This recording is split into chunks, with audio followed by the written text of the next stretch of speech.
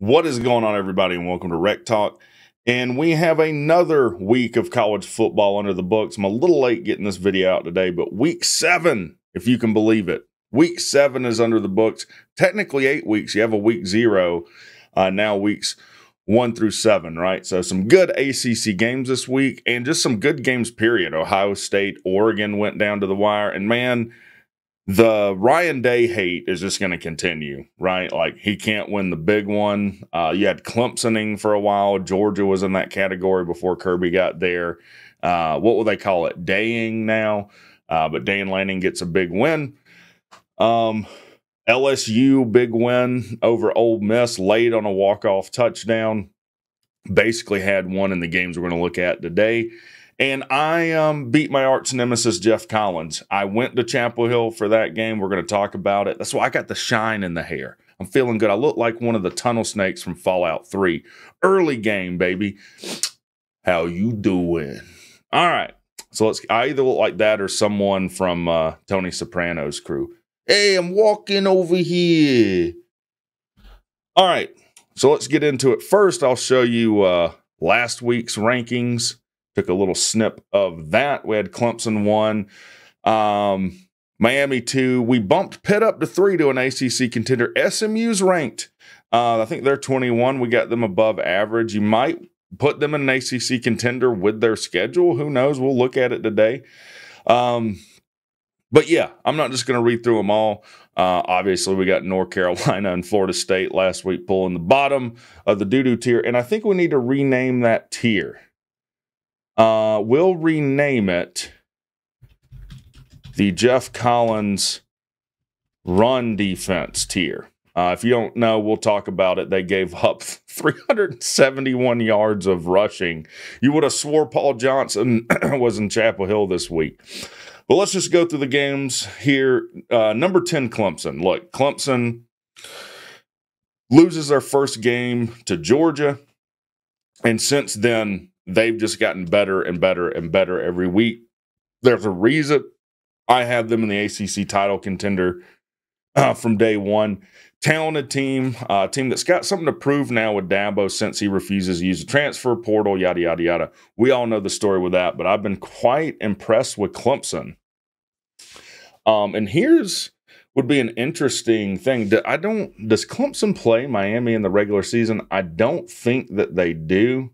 They do not. So Clemson has Virginia this week, Louisville both at home. Then they go on the road to Blacksburg. That could prove to be a tricky game for Clemson, but they are considerably more talented roster-wise than Virginia Tech. Then on the road at Pitt could be a tough game.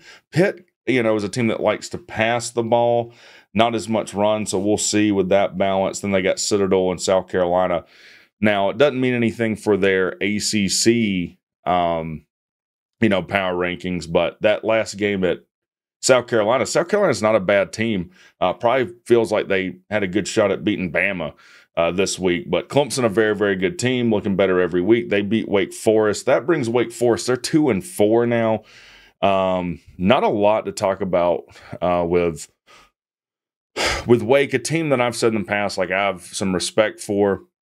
I'll talk about it when we get into the Georgia Tech North Carolina game. There's the research triangle in North Carolina. All those schools are close, kind of cool. But Wake taking a pretty big step back between this year, last year, and then previous years. So, yeah, Stanford gets beat. Oh, by the way, Clemson blew out Wake 49-14. Almost the same score with Notre Dame, Stanford. Stanford 2-4. They went up to Syracuse, pushed Syracuse around earlier in the season. And just like Clemson dropping to Georgia, well, not just like, because Georgia was a top, they were the number 1 team in the country at the time Clemson played them, I think. But Notre Dame has an embarrassing loss to NIU, and they've gotten better and better. And I think someone was saying on my live show last night, like they've outscored opponents since the NIU game, like 145-43 or something. They basically outscored their opponents by 100 points since they've lost to NIU. Notre Dame, a very talented roster, looking better and better every week. 49-7 over Stanford. Now, I hate Notre Dame. They refuse to join a conference. They want to stand on their stupid tradition and playing, all the teams on their traditional rivalries, whatever. And now Stanford's one of them, and Stanford's in the ACC. So whatever. Georgia Tech has them this week, and Georgia Tech has a lot of problems that they need to solve on their team. If they're going to have a shot at beating Notre Dame in the Benz. That game will be in Atlanta. It's technically, is that a neutral site game, or is that just a home game we're playing at the Benz? I hate playing at the Benz, whatever. But Stanford, not looking too good. I think you put them above Wake, though. You definitely can't have 4 losses early in the season and be an average Power 4 team. So, next game, Pittsburgh in a close one with Cal, 17-15. Now, Pitt does get ranked. I think they were ranked last week. I could be wrong. They're ranked 22nd now. Pitt's undefeated. You're 6-0. You got to go in the ACC championship contender. I don't know what to think about Cal, right? Cal has game day come to Cal, gets a 25-point lead and blows it against Miami, but it seems like Cal's, look, I haven't watched a lot of these Pac-12 teams up until this year. Cal's, probably a good team that's trying to find their way in a new conference. They're 3-3 right now, though. They got to win over an SEC team in Auburn, but Auburn's way down. So Cal's 3 wins are against San Diego State, Auburn on the road, which is somewhat impressive, and UC Davis, but they've lost to Florida State, Miami, and Pitt. Now, the Florida State loss, really bad. No one should struggle even beating Florida State. And I'm looking at Georgia Tech. 3-point win over Florida State in the beginning of the season for Georgia Tech is just not impressive. Now, Georgia Tech probably got the best version you're going to get of Florida State this year. But still no excuse. So being 500 at this point, I think you still got to pull them down here. I think they're better than Stanford and Wake. They do have NC State this week. If Cal can handle NC State this week at home, maybe I move them into the average tier. But your 3 wins aren't that impressive, and you do kind of have a bad loss there. Pittsburgh, we already have up there. Look, what's Pittsburgh? Holstein or whatever? What's Pittsburgh's quarterback? I have him listed here.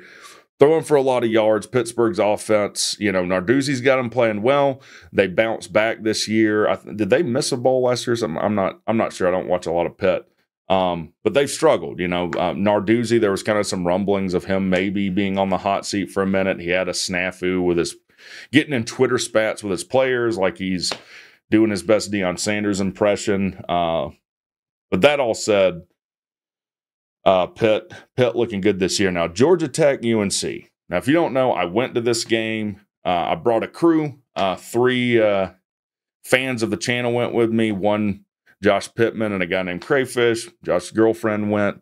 And there was a lot of things that were just poetic about this Georgia Tech, North Carolina game. If you don't know,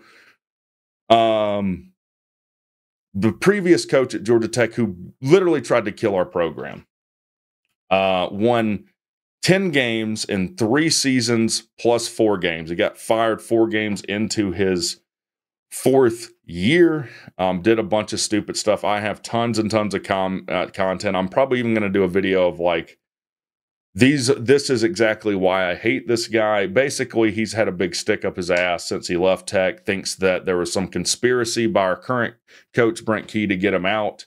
Brent Key and Jeff Collins, who's the DC at North Carolina now, absolutely hate each other. They didn't have, they kind of avoided the issue in the press conferences leading up to this game.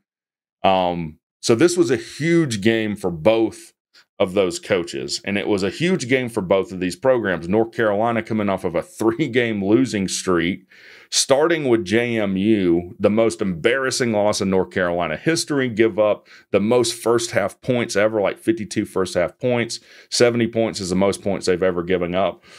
which is bad, but still kind of surprising. That's the most points North Carolina's given up, seeing as how their defense has just been awful for basically the past 20 years now.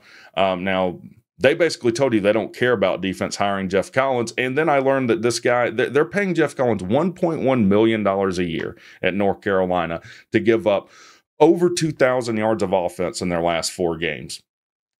So I went up there. It was poetic. I had one of the kids that went was a student. I picked him literally up from Georgia Tech's campus, and we go straight to Chapel Hill. And this is a moment where I want to take an aside to say kind of why conference realignment is unfortunate. You know, setting aside the tradition, if you don't go to road games, like I really didn't go to road games aside from like Georgia and in-state rivalry until I started the channel. It's only like 6 hours to drive to Chapel Hill. From the last guy we picked up in Northeast Georgia, it was just a little over 5 hours.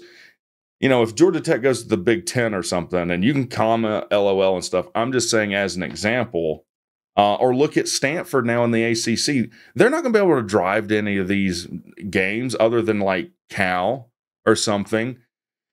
And so it just makes it more difficult on the fans. If you don't go to road games and you can, man, I would suggest going to at least one a year. I try to go to at least 2 a year. Last year I went to Ole Miss and Clemson. This year I went to Syracuse because I had a friend that lived in Syracuse. I flew up there and then drove to North Carolina. Conference realignment is just going to make it harder on the fans. They're not going to be able to go to these away games, and it's just really, really unfortunate. Now, I will say this, was treated very, very well in Chapel Hill. Went to a tailgate of someone that's a friend of another YouTube channel. They fed us. And the Research Triangle is cool. I didn't realize like Duke and North Carolina, man, they're like 15 minutes apart, right? Like Duke, North Carolina, NC State, and Wake. I mean, they're all like an hour and a half from each other. So pretty cool. Either way, Georgia Tech did everything they could to lose this game. They give up a special teams touchdown. For the second week in the season, they did it against Louisville too. Take penalties coming out of timeouts. They took a substitution penalty coming out of a timeout. North Carolina claws their way back into this game, ties it up with 38 seconds to go. Georgia Tech starting quarterback, Haynes King, who had been nursing injury up to this game, goes down. We bring in our backup, Zach Pyron. But North Carolina gives up 370 yards of rushing offense. Their goal was to stop Haynes King, even with him going out in the beginning of the fourth quarter or whatever it was. Haynes King runs for over 100. Jamal Haynes, who Jeff Collins wanted to cut and gave his scholarship away when he tried to early enroll, if that gives you any idea of the kind of piece of shit that Jeff Collins is. Jamal Haynes goes off for 170 yards.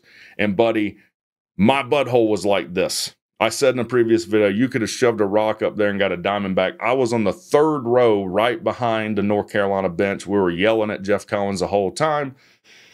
And huge win, 68-yard touchdown by Jamal Haynes with 16 seconds left in the game. Georgia Tech kind of probably feels like they stole one here. North Carolina probably feels like, well, I'll tell you what I feel like. If that game would have gone into overtime, I really think that North Carolina would have won that game. Either way, Georgia Tech wins. And I'll take a second to just say my heart's absolutely broken for the North Carolina fan base and team. They had a player, Tylee Craft, we didn't know had died that morning. It was like their cancer recognition day, and his mother was out on the field. She hugged with Mac Brown. We all clapped for like 13 seconds. His number was 13. He passed that morning. We didn't know that till after the game. And it is heart-wrenching to see his mother just crying and bawling her eyes out, hugging with Mac Brown. So there's a GoFundMe for that. If you just search Tylee Craft, I'll try to put that in the description of the video if you want to help with that effort. But I did want to mention that. That was a big kind of underlying message throughout this game. But Georgia Tech does get the win and a little bit of revenge over the previous head coach. North Carolina goes to 3-4 on the season. They're now on a 4-game losing streak, and it is now questionable as to whether North Carolina will even make a bowl. Their over-under win total for the season was 7. So they got to go at Virginia next week, who is the two teams that have given them trouble the most, even when they have, players like Drake May and Sam Howell, have been Georgia Tech and Virginia. Virginia is a very losable game for them on the road next week. They're on the road at Florida State. You got to feel like you can win that game. It'll be a complete detriment if they lose to Florida State. Then they got Wake at home, at Boston College, home at NC State. They've got to win 3 of those games. Can they win 3 games between Virginia, Florida State, Wake Forest, Boston College, and NC State? Statistics probably say they don't. We'll see if they can. Boy, they're happy. They actually had their blue and white game for basketball. North Carolina can't wait for basketball. Basketball can't get here quickly enough for North Carolina. Big win for my Jackets. North Carolina's not moving. They're going in the garbage tier. This is as down as I've seen North Carolina, probably in the time that I've been watching them. They're not usually a team that's struggling to make a bowl. Now, this meant everything for Georgia Tech. They get to 5-2 on the year. Anyone who's a reasonable fan of Georgia Tech probably had them 5-2 up to this point with different losses. One probably coming to Florida State, and one that happened at Louisville. I do think Georgia Tech's an average team right now. That might be me being a homer. They do have 2 ACC losses, but almost every team on this list, save 4 or 5, have 2 losses. But Georgia Tech's got a lot of things to figure out, especially with their quarterback being down. Virginia, Louisville at Virginia. Now, I probably piss off a lot of Louisville fans. I wasn't super impressed when we beat Louisville, just with, we held them to 19 points or 17 points minus the 2 touchdowns we gave them. I wasn't super impressed with Tyler Shook. They do have one very, very impressive wide receiver. He's a first-round type talent. But they've struggled. Louisville 4-2 on the season, with their losses coming to Notre Dame. They got beat, and SMU. Now, SMU a better team than I had given them credit for previously, so they do have 2 pretty good losses. Do we put them into above average? I don't know. We'll hang them in above average with 2 decent losses on the year. But not a great look to be struggling with Virginia, though. Virginia, a much better team than a lot of people gave them credit for, and including me. Do you put Virginia in the average tier? They lost to Maryland and Louisville now. Yeah, I think you got to put them in the average tier. It's arguable as to whether you put them above Georgia Tech. Look, I am a Georgia Tech homer, so I do tend to think they're better than Virginia. I do think they'd beat Virginia, probably even if they played on the road at Virginia, even though Tech has struggled playing at Virginia. They're certainly more talented top to bottom. We might change some of this, as we go. But shout out to Virginia. Syracuse has 1 loss. It's a bad loss to Stanford. I do think you got to put them. It's arguable as to I think they're an above average team. Kyle McCord is certainly one of the best. He might be the 2nd best quarterback in the ACC. I mean, he really might be. I'm still pretty impressed with Kyle McCord. Now, they're throwing 40, 50, 60 times a game with him. They're struggling on defense, though they do hold NC State to 17 points.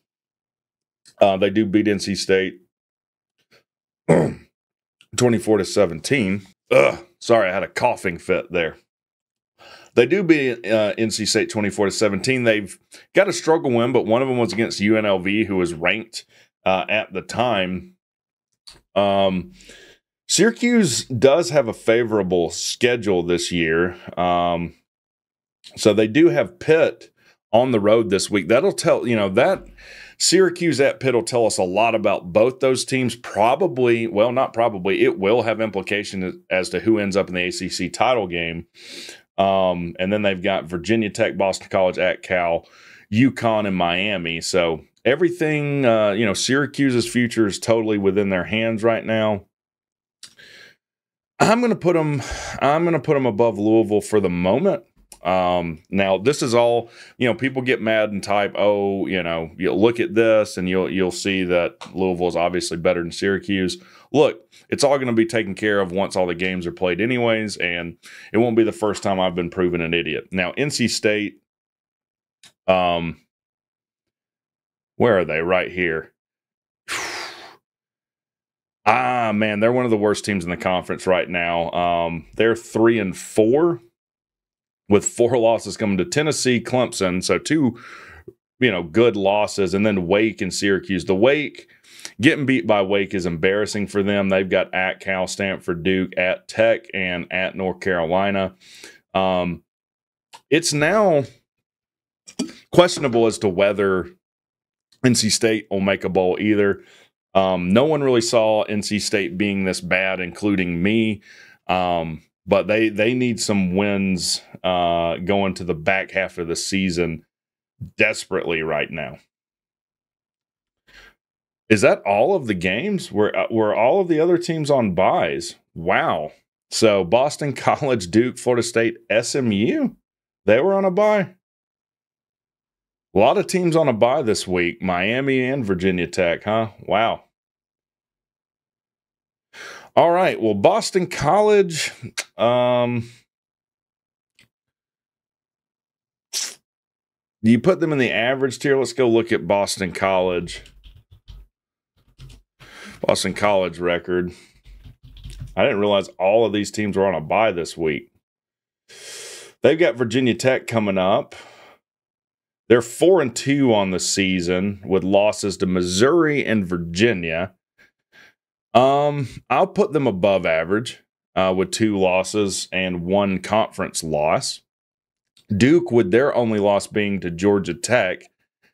And I am kind of disrespecting Duke by them having a single ACC loss, putting them behind Georgia Tech. Duke just didn't have any impressive wins until they had played Georgia Tech. Georgia Tech was the best team they had played, and they let Georgia Tech cover a 2-score spread against them. So that can be corrected going out the stretch of the season too. But I'm not super impressed with Duke up to this moment. They also let Georgia Tech run all over them. SMU, a good team. Let's go look at SMU real quick. SMU, I think their only loss is to BYU. Isn't that right? I think their only loss is to BYU. BYU probably the best team in the Big 12. That is correct. They have wins over Louisville. We talked about that game. No, we didn't. Louisville played Virginia this week. But they have a win over Louisville. That's a good win, and their only loss to BYU. They don't have an ACC loss. You got to put them as an ACC championship contender right now. Now they've got Stanford left, at Duke, Pitt. They have a bye. Boston College, at Virginia, Cal. Can they run the table on that? I think it's unlikely. Now they do have their toughest game, Pitt, at home. But you can't stumble against, on the road at Virginia, on the road at Duke. You can't stumble there. But for right now, I think you got to have them as an ACC championship contender. Miami, nothing much to talk about with Miami. I think they are somewhat clearly the best team in the ACC right now, though it would be interesting to see what the line on a neutral site would be between Miami and Clemson. It would probably be a pick 'em, or that's what I would have it at. Now, Virginia Tech, they start off with embarrassing loss to what? Vandy. They're 3-3 right now. They also lose to Rutgers, though. Is Rutgers all that good, though? Rutgers is 4-2 with their 2 losses being in Nebraska and Wisconsin. So who really knows how good Rutgers are? And they've lost to Miami. So Loss that you don't really know what to think about. A quote unquote, well, not a quote unquote good loss to Miami. You know, they probably feel like they should have won that game. And then an overtime loss to Vandy, and they've beaten Marshall and Old Dominion and Stanford. So they don't have a good win yet. I think you got to put them at the bottom or at the top of the bad teams right now. You might even could argue to put Cal over them. Maybe we would do that. Now, Georgia Tech plays them in what, 2 weeks? Georgia Tech's got Notre Dame and then Virginia Tech and Blacksburg. That'll be an interesting game. It'll be interesting to see what the line is for that. Does seem like Haynes King is going to be out for Georgia Tech Notre Dame because that line's moved from like 6.5 to 10.5. And no one knows what's going on with these teams more than Vegas does, though. Nothing to talk about with Florida State. They're on a bye. No one's rooted for a bye, quite like the Florida State fan base has. It's not even really fun to trash Florida State. They're not making a bowl. They're trying to fast forward to 2025. Their program is in complete shambles. So there you have it. Longer power ranking video. We'll go through it real quick. No change with the top three: Miami, Clemson, and Pitt. SMU moves into championship contender. We'll see if they can keep that going. Syracuse, number 5, 6, Louisville, 7, Boston College. Boston College might be kind of high on here. Who knows? 8, Georgia Tech, 9, Duke, 10, Virginia, 11, Cal, 12, Virginia Tech, 13, Stanford, 14, NC State, 15, Wake Forest, 16, North Carolina, and no change in the bottom 2, North Carolina, and 17, Florida State. Let me know what you guys think about that ranking. I know, look, it's fun to argue over where these teams should go. We all like a tier list. Lord knows I do. The best for your team, unless they're playing my team. You guys have a good one.